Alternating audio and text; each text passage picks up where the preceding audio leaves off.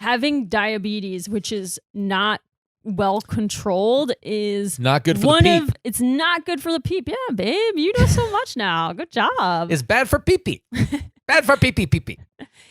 This podcast is for general informational purposes and entertainment only and should not be considered medical advice. Dr. Ashley is not responsible or liable for any advice, course of treatment, or other information you obtain through this podcast, and neither am I. So if you have any real problems, go see a doctor in person. This is The Full Release with Mo Mandel. And Dr. Ashley.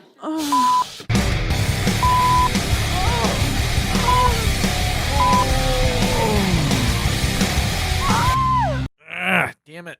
Mo's having a technical issue, so I'm going to be talking while he's trying to open his computer. No, I figured it out. Okay, yeah, I wanted to get my notes up because I want to have a very good episode. So, first things first, do you find me attractive? Yes. Wow, that took a lot. Well, you know, his eyebrows are a little bit long. Like, can we zoom in on those or something? Like, yeah, I like how you're saying, can we zoom in like there's someone behind the camera? What do you think? There's somebody... There's someone behind the camera. Do we have a producer here? No, we don't. But I mean, if you guys could zoom in, like you can't tell right now. But like, I mean, from my like most days, I don't notice your eyebrow length. But then when we do the podcast, there's something about the way the light hits your face in this room. It just brings out the disgust in your eyes. And it brings out the eyebrow, like the volume of eyebrow in front of your face, and especially the little bits that are hanging down. And this all makes you gushing and wet and aroused, no, or I mean, disgusted? Because I don't know if you know how. I mean, is it either or? Is it gushingly aroused? Yeah, your vagina has 2 gears. Okay. But like it's weird because you look gorgeous and your eyelashes are fake and you glued them on for an hour before we did this and you're all makeuped up. And then I come in here kind of natural, and I'd sort of get shamed for it. I wasn't shaming you for being natural. You're beautiful. I was just saying, like... It felt more shame than complimentary. I think for your own safety, you need for your own safety, you need to trim the eyebrows, because I'm concerned about you driving the car. It's like night vision, kind of. Like, you have this, like, screen. So I'm like one of those dogs that you see with, like, their fucking hairs in your face. You're like, you can't even see the tennis ball. Yeah, that's what I'm worried about. And let's just say you're just coming in here so natural, like you did not put product in your hair this morning. Like you were. I put a little product, but I didn't dress like a snake. Look at you in your snake dress. All right, this is on trend, okay? On fleek. Like when that on fleek is not trendy so to say anymore. Fleek. But like when what's her face, right, like Kylie Jenner announced she was a billionaire in like a business magazine. She wore an all snake print suit. Wow. I love how you are just outing yourself as wanting to be Kylie Jenner and wishing you were a TikTok influencer. Well, yeah, I mean, you know what? She has like $1 billion, so why wouldn't I want to be her? I mean, like, yeah. I couldn't be her because... You're not a billionaire? Well... And you didn't marry a rapper? I don't think they're married. I think they just have a kid together. Whatever. But I couldn't be that because that's not my personality. Like, I'm not her, whatever. But you wish you were, though. I'm noticing that more and more, that you are a doctor who wishes you were a social media TikTok influencer. That's just not true. I just want to gain certain life skills, and doing makeup is one of them. Like, I realized that at our wedding, it was cool to have that professional makeup done, but it's not a sustainable thing to like hire somebody to do that, right? So it's like, well, if we decide not to have kids, we can invest in a full-time makeup artist for you. Like how some people have like a live-in nanny. I'll just be like, I have a live-in makeup artist. Absolutely. In this apartment. Yeah, so why don't you guys have kids? Well, Ashley likes having her eyelashes done. And, we looked at her budget and we thought it was more sustainable for us to have a live-in makeup artist. 503B or live-in makeup artist. That's what's 503B? Oh, babe, look up your investments. Get back to me. Do I have investments? I'm not going to tell you. To anyone listening and thinking, man, I'd love to see what Ashley's snake dress looks like, or, wow, I'd love to see Mo's natural horrific screen-like eyebrows. You can do that. And you can log on to youtube.com. You don't have to log on. You can just go to youtube.com and look at our channel, The Full Release. You can also find that channel on Instagram at The Full Release Pod, and in a link in the bio, or thefullreleasepod.com. So we would love to get some more YouTube subscribers. We would love to Keep getting a lot of listens. Please give us good ratings on the old iTunes. And what's really important is important. listener participation. So when you send us your questions, and babe, how can they send us their questions? TheFullReleasePod@gmail.com. You can send questions to me, a stand-up comedian, and Dr. Ashley, a doctor of sexual medicine / snake woman. Yes, charmer. Thank you. Snake charmer Charming and myself. you're a dick doctor, so you are kind of a snake charmer. Oh my god. No? Okay. Yeah, actually, I do. I play that song like the penis comes out, and the penis comes out of a basket. Maybe that's how the snake kind of gets erect when that song comes up. It kind of like stands up. Yeah. So maybe that's what you should try in your dick doctor practice. But also as a non sequitur, they can send us questions through voicemail at 213-631-3460. Yeah. Whoa! If you're on YouTube, you're seeing Ashley give a little finger gun to the camera. A little finger. I don't know. That was good. Thank you. I liked it. All right, shall we move on? Shall we get some real one other content thing going? before we get into, because we have 3 user emails about sexual dysfunction we're going to tackle, and we've also got an interesting story I read today on Market Watch about a kind of a gold digger type situation, and I want to share that. Yeah, you were really excited about that. I one. was. Yeah, I was. As a you gold digger feel like myself. A gold digger. Yeah. I like how we both went to that immediately. Yeah, well. That's cool. So I have a question for our listeners. This is a real question. Would you be interested in this? We've gotten contacted by an online site, which I'm not going to say who they are. They're actually kind of a sex site. They do a lot of like porn, but we don't do porn. We don't Sorry. do porn. Not yet. But they're trying to. No, we're not going to do that. Okay, well, let's just just sort of maybe sorry. we'll see what happens. But they are trying to expand themselves into non-just porn-related video and stuff, and they have this really cool setup where they can have interactive live video, so people could listen and watch and be interacting with you, and you could do like a live. So we could do like a live show. Would people be interested in participating in that? That's my question to the listeners. Do you want to do a live show with us? Exactly. That's would you want to? Would you want to listen to the show and watch it and be able to ask us questions in real time? So if that's interesting to you and something you'd be into, please let us know at thefullreleasepod@gmail.com, because we are, being offered this opportunity and we think it'd be cool. You know? Yeah. You could make fun of Ashley's eyelashes or compliment her eyelashes or make fun of my eyebrows or masturbate to my eyebrows. Well, no, it wouldn't be a masturbation thing. Or you could ask me to apply my eyelashes to Mo's eyebrows. That's true. If we get, I'll tell you this, if we get 50 new YouTube subscribers this week, 50 new YouTube subscribers this week, I will do next episode with eyelashes on. On your eyebrows or on your eyes? Probably wherever you want. On their eyes. Okay, yeah. on my eyes. Can I also do like eyeshadow? No. That will be if we get to 1,000 YouTube subscribers. I'll let you do that. Okay. But that is lipstick? No. That'll be I think 2,000. Good. All right, you're pushing it. Let's go on. Right. Okay, so that's what we're interested in. We just want to ask that if you guys are into it. Do you want to take our first email? Yeah, let's do it. All right. Hi, I am a 58-year-old man, and I suffer from ED. About 18 years ago... Erectile dysfunction. Erectile dysfunction for our new listeners. Ooh, our neighbors are really bouncing around up there today. Yeah. They really... Do you think they got a pogo stick? Yeah, actually, they're pogo stick dependent. They're like those kind of handicapped people who can only walk around on pogo sticks. Yes. Man, they're real heroes. Hi, I'm a 58-year-old man. I suffer from ED. About 18 years ago, I was prescribed Viagra due to ED issues from my antidepressant. It worked well. Over the years, I developed type 2 diabetes. Both Viagra and Cialis no longer work for me. I tried a vacuum pump, but it was awkward. I did do the Trimix injection, which worked well, but now I can't maintain enough of an erection for penetration. I'm thinking of the penile implant surgery. My urologist, that's like you, babe. You're a urologist, snake woman. My urologist doesn't perform them, but I'm sure I could be referred to another doctor. My concern is if something goes wrong, I can never have an erection again. How common is this? I didn't... I'm not really sure how common is which of the things, but like how common is a severe erectile dysfunction? How common is... No, I think he's saying how common is it that you go in to get an erectile surgery and you can't get an erection again? Yeah. I didn't even know that was a possibility, and we've talked about this before. Oh, so a few things here. I guess I say that too much when I answer, but I'm like, a few things here.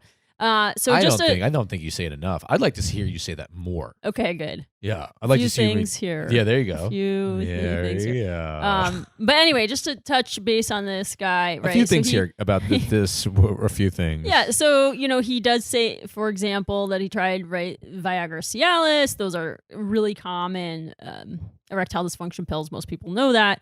He commented on having type 2 diabetes. I think that's really important to know that having diabetes, which is not well controlled, is not good for the peep. It's not good for the peep. Yeah, babe, you know so much now. Good job. It's bad for pee-pee. Bad for pee-pee. Yeah, so it's, one of the main causes of severe erectile dysfunction is uncontrolled diabetes. So important to know, if you're diabetic out there, really control those sugars, because in the long run, it's coming for your penis. That's right. All that soft ice cream, that soft milky chocolate.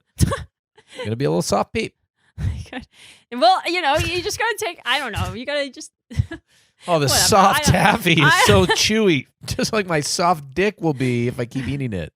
That's what you should think while you eat candy. All right, don't think and that. Halloween's coming up. Comprehensive, medication and diet and exercise plan. That's what I'd say. Okay. Anyway, so moving on. And then he used trimix injections, right? So those are common shots that are done to give you an erection. Mm-hmm. Oftentimes done when the pills are no longer working. And he says it gives an erection, but it doesn't last long enough, right? So a few things there. If you're using those shots and you're at a dose and it's not lasting long enough, sometimes, or you should talk to your doctor if you can increase the concentration, because sometimes people aren't at a full the highest concentration they could go.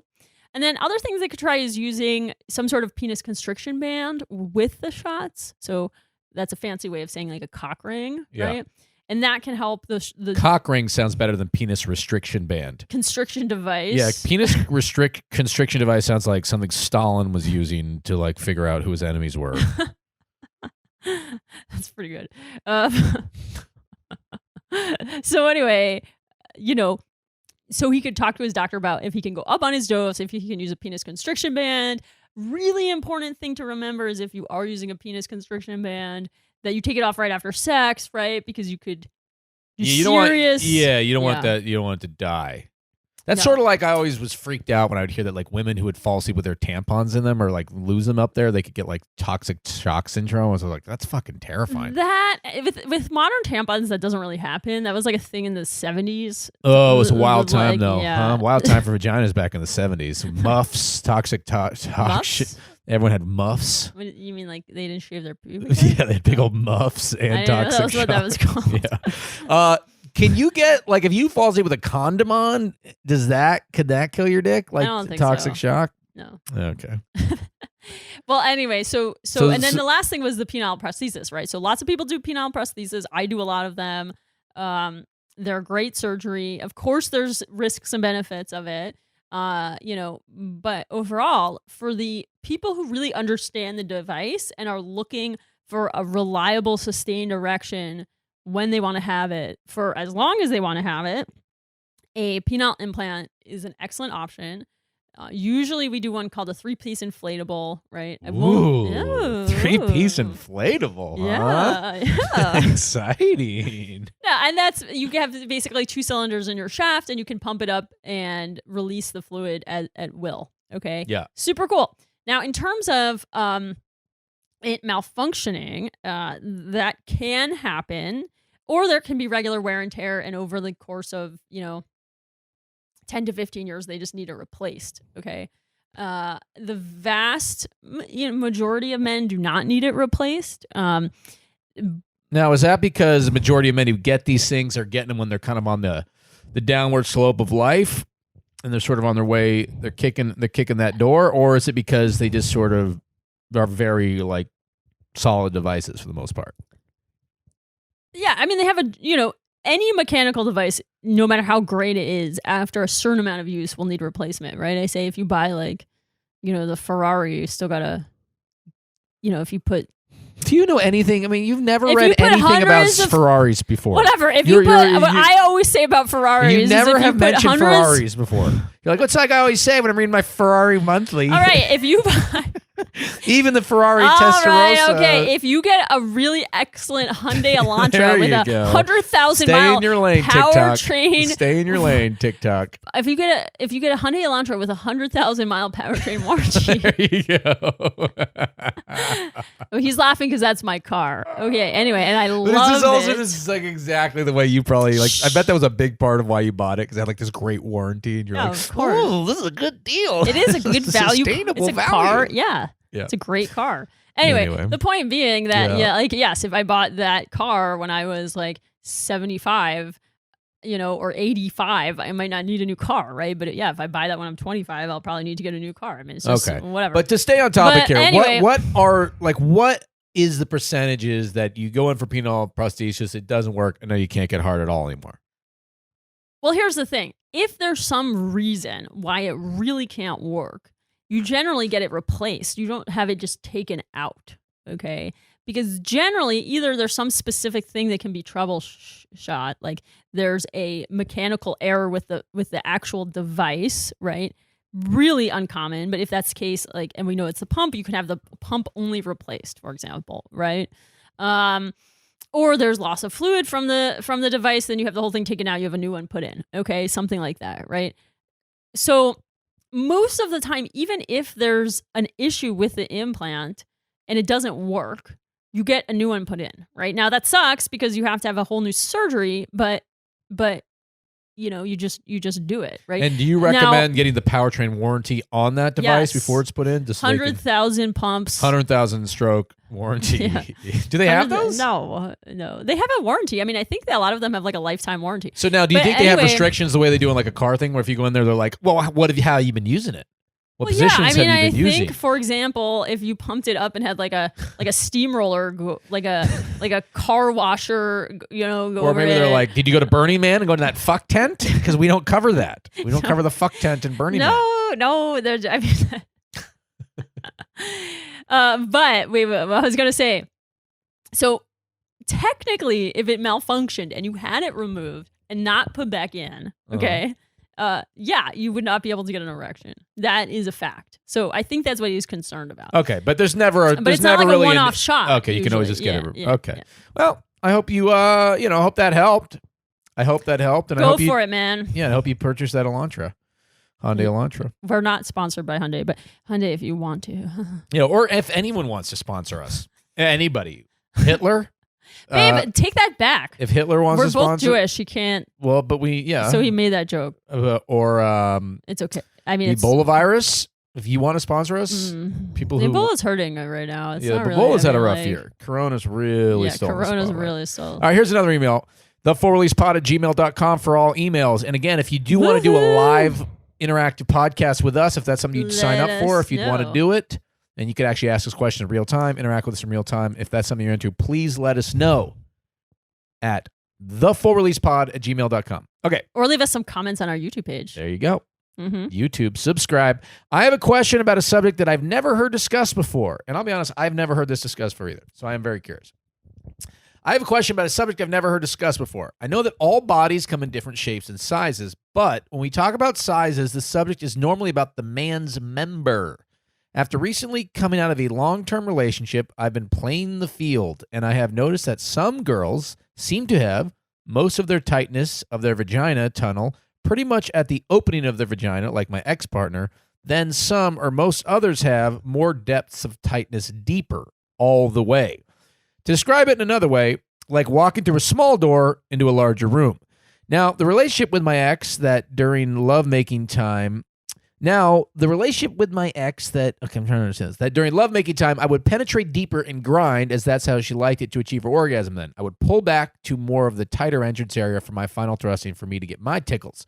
Is this something that gets taught about in medical terms, and is this something that can be changed with forms of exercise like Kegel training? Very keen to hear your take on this. So, I think he's asking, are most women's bodies tighter in the front than they are deeper in? And is there a way to adjust that tightening ratio? Is that what he's asking? It sounds like he is, yeah. So, I mean, this is an interesting question. So, you have different parts of the female anatomy. You have, the the opening of the vaginal area. It's not the vagina. It's actually called the vestibule, and that's where. I thought it was called the Cave of Wonders. Well, that's what you call mine, and it's weird, especially when you try to impersonate. I want to show you the world. Right, when you impersonate Robin Williams. That's not Robin Williams who sings that part, babe. It's Aladdin. Jesus. Just move on. Just move on. Who actually sings that I can't part, even. though? I can't even. Based on Hollywood in the 1980s, that was probably like a white guy who was singing the Aladdin part, I'm sure. It was the 90s, babe? How do Whatever. you not I'm sure know it was that? 100% a white guy. I bet Aladdin, did you get what year do you think Aladdin came out? 89. 96, I'm going to say. All right. As you answer this question, I'm going to look it up. Okay. Anyway, so you have the vestibule area, the area that kind of leads into where the vagina is. You have the hymen, and then you have kind of the outer 1/3 of the vagina and the deeper 2/3 of the vagina. And now, so there's tightness related to kind of the anatomy of the hymen itself, and kind of what year did it come out? Just finish the question. No, I want to know. No, finish the question. Stay on the question. Stay on the question. What year did All it right, come came out? out in 92. Damn it. And the guy who played Aladdin was Scott Weinger, who could not look more white. Yeah, that is. Matter of fact, amazing. the movie, this is how Hollywood I was. can't believe it was 92. This is how Hollywood was in the 90s. A movie that takes place in Afghanistan. Yeah. Or not Afghanistan. Where does Aladdin take place? I don't know. I don't Persia? Persia? Yeah, not Afghanistan. I don't know. Persia. There's not a single person from that region in this movie. Right. It's just ridiculous. Yeah, that is. This is how Hollywood rocked and rolled back then. Okay. All right, keep going. Anyway, moving on. So right, vestibule, hymen, outer 2/3 of vagina, inner 2/3 of vagina, and and then there are things outside of that canal that can contribute to the tightness. So in the kind of more superficial part, you have the pelvic floor muscles. And that is something that you do have voluntary control over. That's where you really and you can rock with Kegels, right? That's with Kegels, exactly. And are we sponsored by Kegels? Yeah. Are we sponsored by Hitler brand Kegel muscles? Too many Hitler jokes. Too many Hitler no jokes? Okay, we'll edit that out. Yes, Hey, producer behind the camera that doesn't exist. Yeah. Make sure you edit that out. Lamp. Lamp? You're saying our Lamp is our producer? Yeah. Hey, Lamp. That's hilarious. There is a lamp sitting in I the don't perfect. know. It does look like I'm a going to put a producer. smiley face. It's right behind the camera. That's great. I'm going to put a smiley face on it. Lamp. When are we getting sponsors? The fuck are you doing? What do we pay you for, Lamp? Just a dick lamp. Fuck you, Lamp. Okay. Anyway. So you can't really control the width of your vagina itself, okay? Now you can change the kind of some of the elasticity of it if you are postmenopausal by using hormone treatment. I thought you were going to say by having a lot of children. Not postmenopausal. I was gonna, that's how you can change the elasticity of it. Doesn't that make it larger generally? I mean, there are definitely certain anatomic changes, but the inherent elasticity of the vaginal wall, is kind of dependent on generally, hormonal factors and other kind of health of the tissue, not like whether or not you've had children. Okay. But the main thing that any given woman could do in terms of kind of the squeezing that they do during sex is to do those Kegel exercises, and that you would feel more towards the opening, right? So yeah, there's sort of less options to renovate the farther part of the house. Yeah, definitely. And I'd say that if this guy really enjoys kind of more of that superficial tightness, to ask, who he's having sex with, that person ask them to, try like clenching on his penis with their vagina, because you can do it, and that actually makes a huge difference sometimes. Yeah. So some of the, I guess that answers your question. Some of the women I've married in my life are really good at that. Okay. Hint. Mm-hmm. Okay, I want to dive a little into something different than the questions for a second, then we'll come back to one more question here. But I was reading this article on Market Watch, and I thought this was interesting. So it's basically a woman who wrote in to ask about a situation she's in with an older man. Mm-hmm. So You want me to read it here, and Yeah. we'll kind of dive in? Okay. So, hi, dear Moneyist. That's the columnist. Moneyist. I am 24 years old, and I've been in a relationship with a 64-year-old man for 5 years. He is financially secure. He takes us on vacations, and he wanted to get married when we first met. He was in the U.S. Army and has been married for 30-plus years with 2 adult kids. He and I took a trip to a lake and had an amazing time. I later found out that we were there so that he could finalize his divorce. That never happened, and I was never informed. Nor did I ask questions. I trusted him. I'm really not sure how to go forward with our relationship. I confronted him about it, about not being divorced, and his excuse was he didn't have enough time. I feel guilty a lot of the time for being in the situation. The hurt I feel from being in love with someone who I may or may not ever have to myself. When the relationship began, he wanted to get married, but now things have changed and it's been a shock to me. I didn't want to get married at first because I wasn't sure that's what I wanted from this relationship. But now marriage is off the table as an option, and it seems as a preference for him that it's off the table. The day will never come for us to be married. It breaks my heart. Have I been conned? He's everything I ever wanted in a person. He's smart, funny, intelligent, caring, and handsome. And rich. Did she say that? No, but I'm saying that. I want to hear your thoughts before I tear into this woman. Well, when you think, I mean, I don't know. This is just kind of like a setup for failure. I mean, I think people can have intergenerational or multi-generational love, and I think that's really cool. But, what is your goal with a marriage, right? I mean, it's not just, right? Like in my mind, that's making a partnership kind of official, right? And it's also like you're supposed to get married so you could build a life together. If the dude's fucking, what is he, 40 years older than you? Where is that life building to? You taking care of him in like 10 years? Right. So, I mean, I think that she should take this as a blessing that she, didn't end up getting married to somebody who has already built a life, right? Who has already had 30 years with somebody else and had children with that person. And not to say you can't marry someone who's already had children with someone they get divorced, but sure, if you're 24 and he's 40, what is he, 62, 64, it's just ridiculous because it's like I've never, ever seen a woman dating a 64-year-old guy who's broke. I've never seen it. I've never seen a guy at McDonald's with a girlfriend who's 40 years younger than him. You know what I mean? So it's like the fact that she can't just be straight up honest and be like, I loved the fact that he had money as opposed to the guys my age who work at Pete's Coffee. Yeah, I mean, there are easier ways to be with somebody who's more financially stable than somebody your age, but has more of a potential to build a life with you, somebody who's 34 or 44, would be more reasonable options for that goal than being with somebody who's 64. I think they should do Scared Straight program for these gold digger women. Like if you're dating a guy, you don't know that she's a gold digger. Yeah, I mean, yeah, I'm calling it. I don't know. I mean, there's something I'm sure that was very compelling, about this particular person. And, I could understand the opportunity to have legitimate love and intrigue and appreciation for, the wealth of life experiences and maturity that this person has, not just money. No way. Fucking bullshit. I mean, okay, fine, maybe, but it's creepy as hell. I think it's really weird. But I will say, I mean, the descriptors of why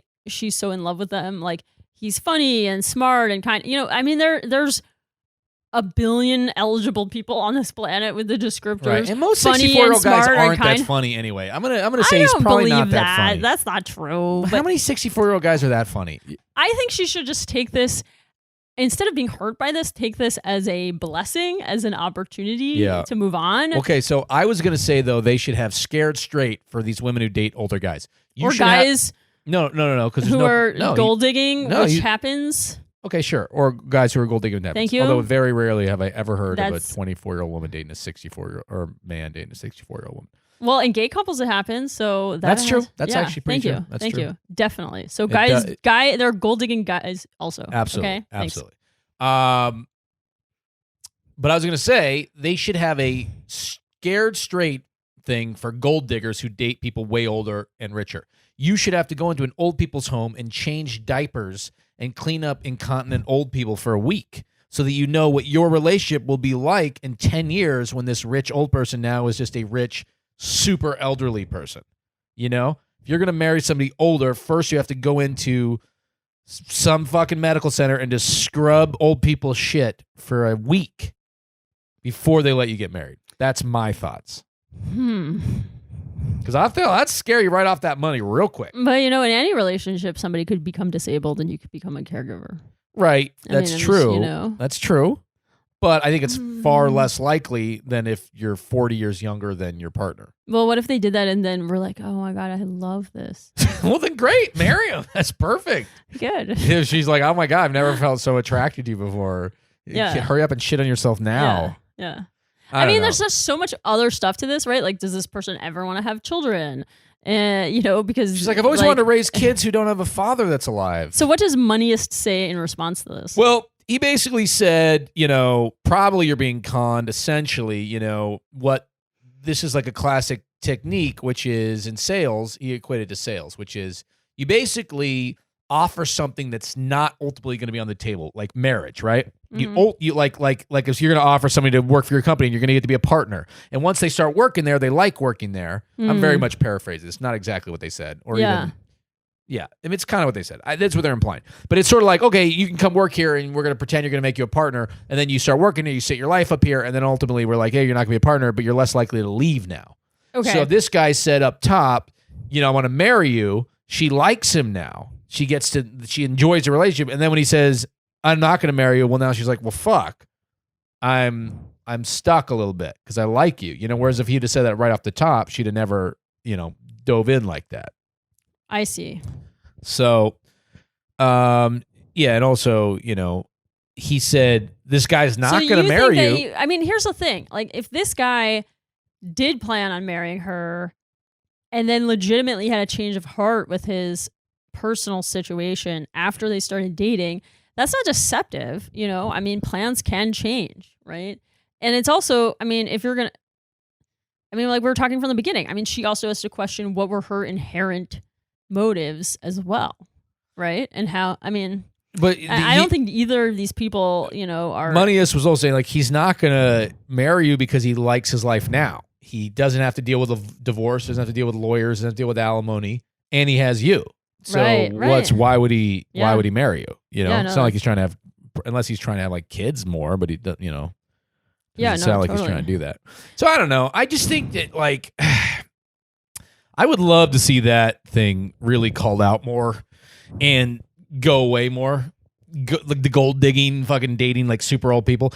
Or if you do it, like you just don't get to, you can't do this like I had my eyes closed. What did this guy's using me shit? Because it's like, just know that he is. Yeah. No one who's 64 sits around wanting to hear what a 24-year-old has to say about stuff. Again, I don't necessarily agree with that, but I do think she could. You really don't agree with that? I do think she could find like a mutually beneficial value here, right? And that being, okay, I wasn't ready to get married when I was 24, right? I wanted time, and I wanted to be in a relationship that probably didn't lead to marriage. And I know that sounds bad, but no, it doesn't sound bad at all. I mean, that's mostly what dating is when you're 24. Right. So to some extent, she should say, oh, this is a great opportunity to enjoy somebody who's treating me really well, who's giving me these experiences, who's taking me on these vacations, who isn't going to pressure me to get married because maybe I'm not ready to do that anyway. And it's smarter for me to not do that. Right. For most people, that is too young, right? So it's like she would do herself more damage, Or maybe you're somebody who like, maybe when you marry somebody older, you're like, I know myself, I'm going to fuck up the first time I do anything. So this marriage isn't going to work. I don't want to have to deal with a divorce. I'll just marry someone old who's going to die. And then I can just, I get out the kinks. And then I find some my own age and I can work out. What if this guy lives to like 100? Oh, God. See, that's the real worry here. It could happen. My grandmother lived to 97. See, that's the thing. And did she have a younger lover? No. Okay. Because that guy was going to be in a real situation.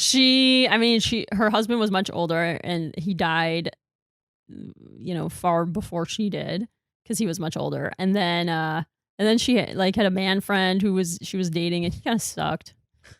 But they were the same age. That's totally how you call the guy your grandma's fucking. And then he went a like, man friend. Yeah. This is your grandma's man friend who she's fucking, but we can't say that. I know. And then he like died before her also. And then I think after that, and they were in a long-term relationship. If you're your grandma and you're lived to be 97 or 98, how many guys that you banged have died?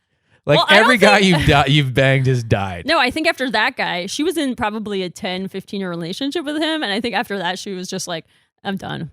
You know, what's wrong with my vagina that just keeps killing all these guys? Stop it. You're like, is my vagina like a scorpion that just keeps killing these men? Yeah, vaginas cause Parkinson's disease, which wow, you heard it here, folks. That was a doctor. A doctor finally breaking down. That was a joke. Okay. Oh, it was? Okay. Yeah. Okay. Well, so I want to talk about something else. Let's move on. Okay.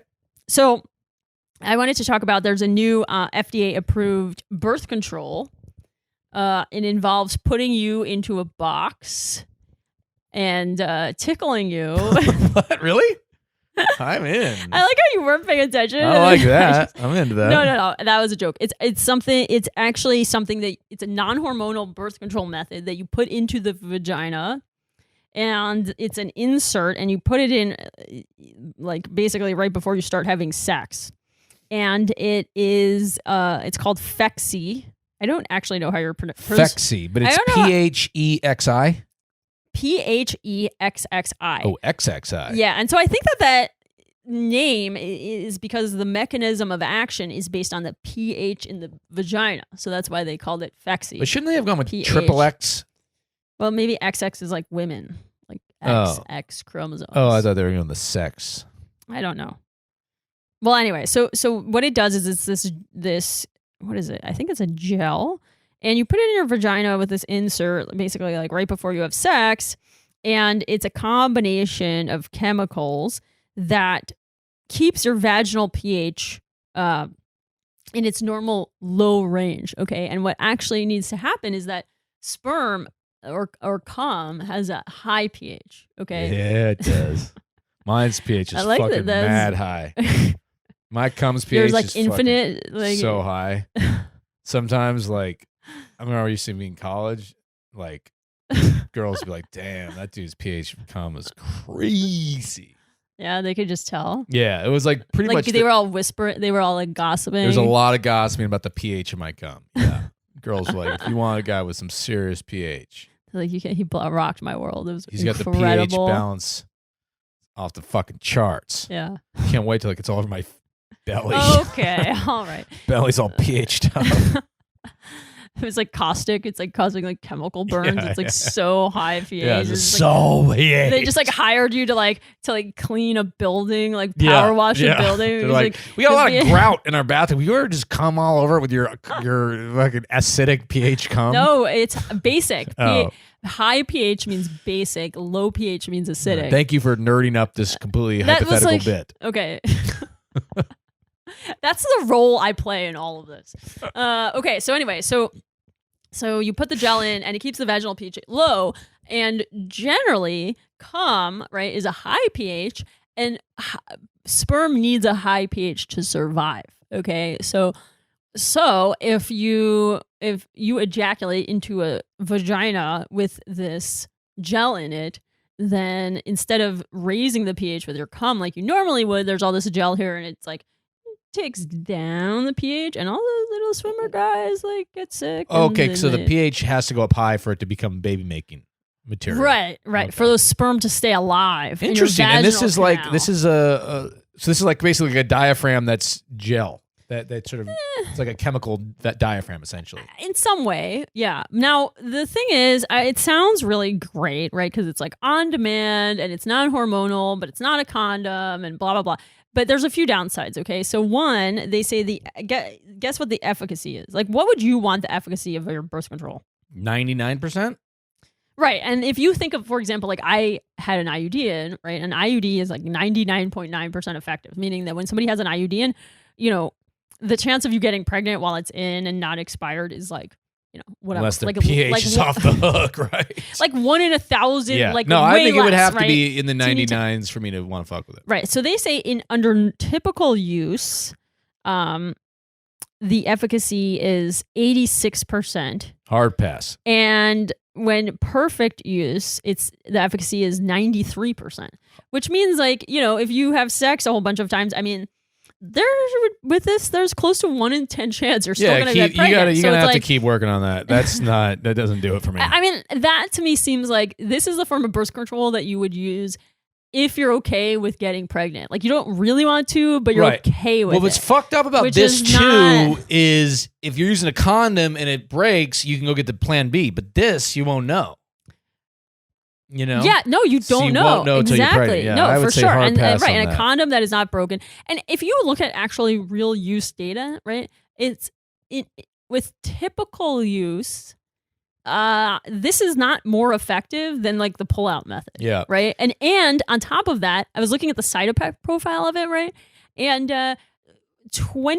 18% of women, right? 18% had vaginal irritation from this thing because it like changed, was basically you're putting a bunch of acidic compounds in your vagina. Wait, listen to this. Oh, okay, so this was it.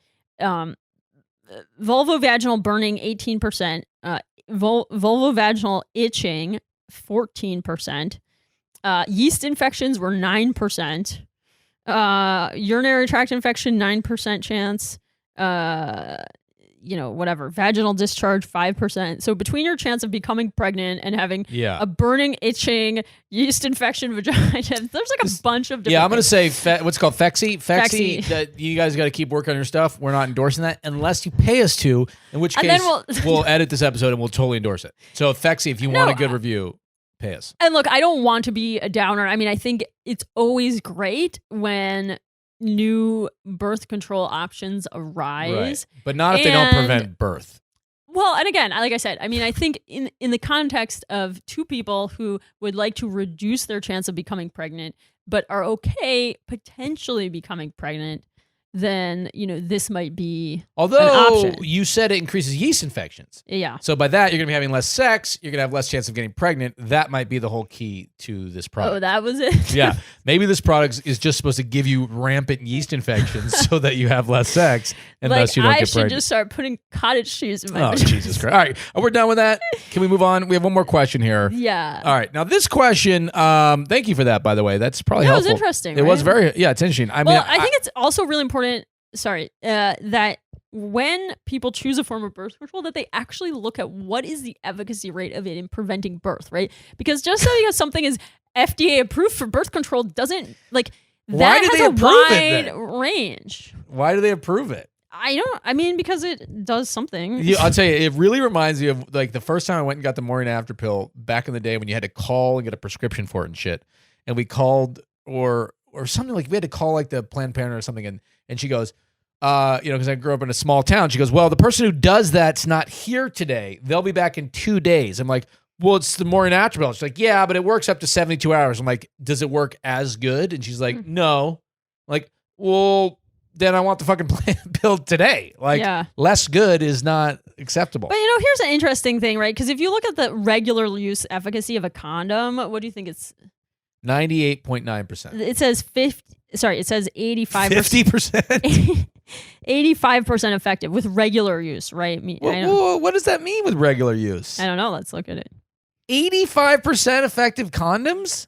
That's not what it says in the boxes I buy. Kind of fucking goat skin condoms are you looking at? I don't know. That's just the quote here on this website. That's not true.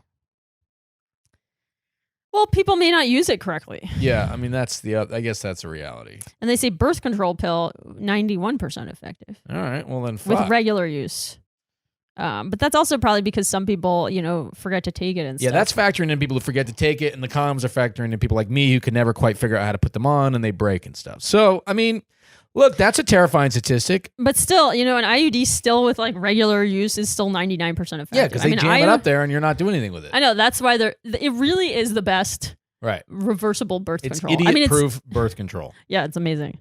All right, one more question, then we're gonna jet. The4releasepod@gmail.com for questions. Hit him with the number again, baby. 213-631-3460.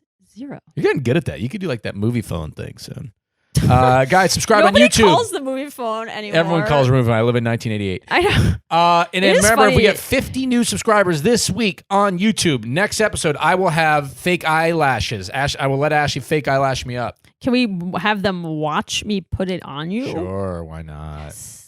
Okay, here's an email. I'm glad you're issuing new full release episodes. Well, thank you. We're glad too. We are. I have Peyronie's disease diagnosed by my urologist from one specific injury during sex 3 months ago. The last 2 inches have a pronounced bend down, about 35 degrees, and you could feel the flack inside the penis shaft. One of the therapies the urologist Flack recommended. or plaque? Plaque. What does he mean by that? The flack. No, usually there's an area of scar tissue called a plaque. So maybe this was a typo. Oh, okay. I don't can think hear I've that. ever heard anybody use the word plaque when Okay. responding. So it's like the scar tissue. One of the therapies the urologist recommended was a penis traction device. So my question is, do these devices really work on Peyronie's? I assume increasing length is an overstatement. Lie.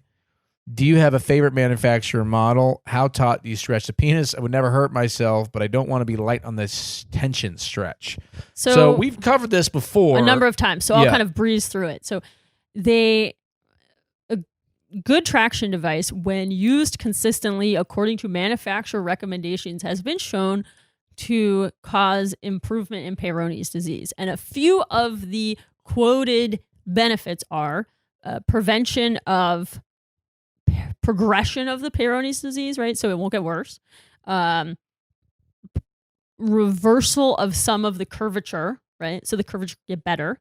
And regaining some of the lost length and prevention of additional loss of length. Okay, so those are some of the things that they have been shown to do.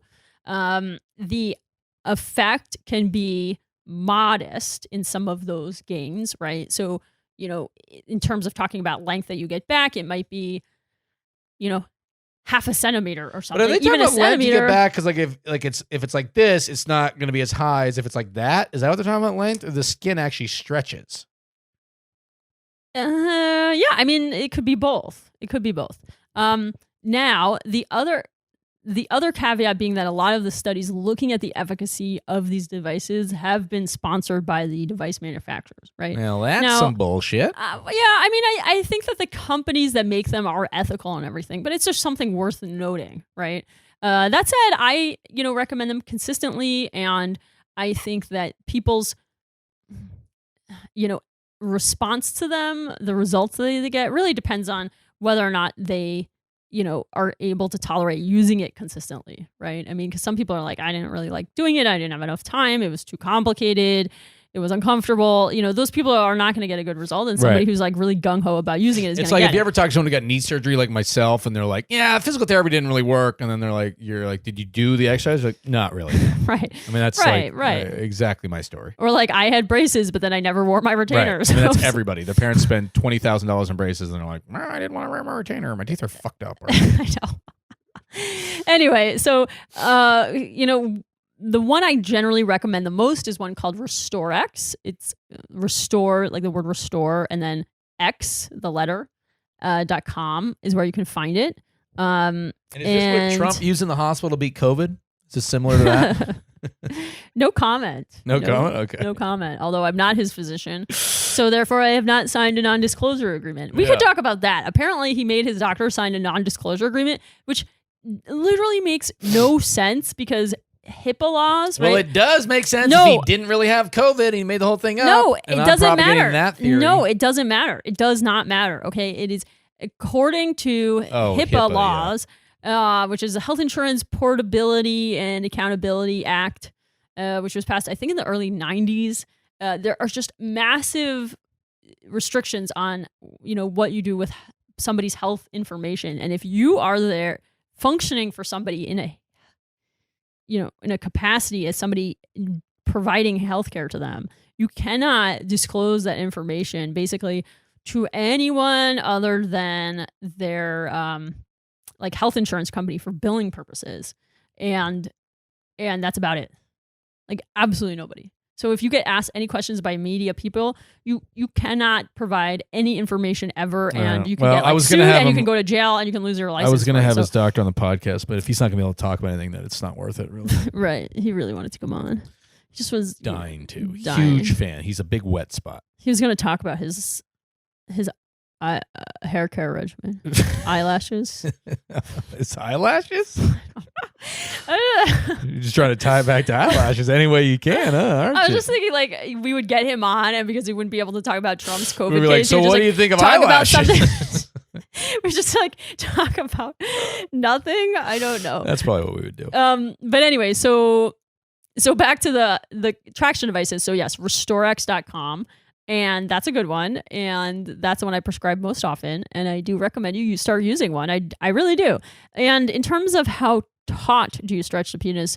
Yeah, I mean, you should when you get one of these devices, they're going to have extremely intricate instructions that come with them. And you know, that will really give you refined information on how tight you should be doing it. But yes, I mean, you're not going to be pulling it so hard that you rip the head of your penis off. But these devices are not designed to apply that much pressure, right? I mean, this is not That's more of like a Rottweiler. Right. Yeah, if you're looking to do that, you want to smother your penis with peanut butter, then jump it a Rottweiler down. That's good. Right. Good advice. Yeah. It's really good. That's if you're looking to have your penis tore off. So yeah, that's it.